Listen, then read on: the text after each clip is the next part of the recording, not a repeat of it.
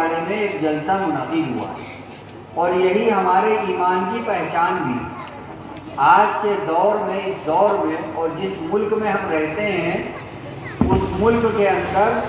اتنی غیرت ہمارے اندر اگر نہیں ہے تو ہمیں اپنے ایمان کو ٹٹولنا چاہیے کہ اگر محمد عربی صلی اللہ علیہ وسلم کی نسبت پر ہمیں بلایا جا رہا ہو اور ہم نہ جا پائیں، ہم کہتے ہیں ہوتا رہتا ہے، بعض مرتبہ ہمارے چلے جائیں گے، ارے کر لیں گے۔ اگر اس طرح سے کرتے ہم پڑھتے نہیں، محمد عربی صلی اللہ علیہ وسلم کی سیرت کو جانتے نہیں، آقا نبی صلی اللہ علیہ وسلم کے بارے میں کیا کیا لکھا گیا، دشمنوں نے کیا کیا لکھ ڈالا ہمیں پتہ نہیں، اور اس کے بعد بھی ہم نہ جائیں ان علماء کرام کو سننے کے لیے کہ جن کے بہت ہزار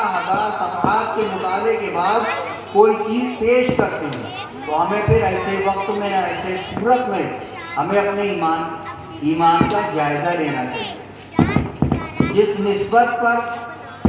آج ہم سب جمع ہوئے، ایک ہلکا سا نمونہ ہے، قربان جائیں گے ان لوگوں کے اوپر جنہوں نے محمد عربی صلی اللہ علیہ وسلم کے ساتھ دوستی کا حق ادا کر ڈالا، جوار کا حق ادا کر ڈالا،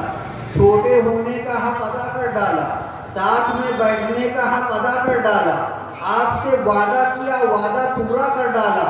آپ کو زبان دی زبان پوری کر ڈالی، آپ سے عہد کر لیا عہد کو پورا کر ڈالا، اور آپ سے کسی بات پر بیعت کر لی کہ اب یہ نہیں کریں گے، اس کو مکمل کر ڈالا، اور آخر میں جا کر ان سچے جانثاروں نے یہ طے کر لیا کہ آپ اگر موت پر بیعت لیں گے تو ہم آپ کے ساتھ آپ کے ہاتھ پر موت پر بیعت دینے کو تیار ہیں۔ ایک وہ بھی تھے